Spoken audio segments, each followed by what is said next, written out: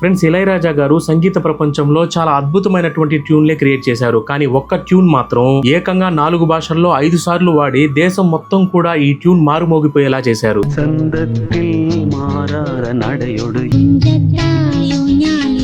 First గా ఇళయరాజా గారు compose చేసినటువంటి ఈ ట్యూన్ అనేది మొట్టమొదటిసారిగా 1982లో ఆటో రాజా అనే సినిమాలో ఈ అద్భుతమైన పాటగా బయటకు వచ్చింది.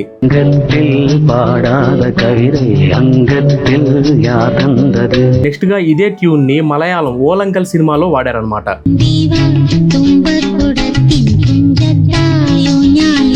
ఇక ఈ 2 భాషల తర్వాత మన తెలుగులో నిరీక్షణ సినిమాలో ఈ పాట చాలా వరకు అందరూ వినే ఉంటారు. యాజ్ ఇట్ ఈస్ గా ఇదే పాటని మళ్ళీ తమిళ్లో తర్జుమా చేశారు. తర్వాత ఔరేక్ ప్రేమ్ కహాని అనే హిందీ సినిమాలో కూడా ఇదే ట్యూన్ ని వాడారు.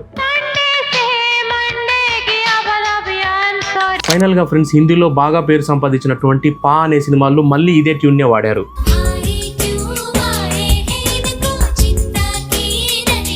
అందుకే ఈ ట్యూన్ వరకు ప్రత్యేకంగా ప్రజల గుండెల్లో అలా నిలబడిపోయింది.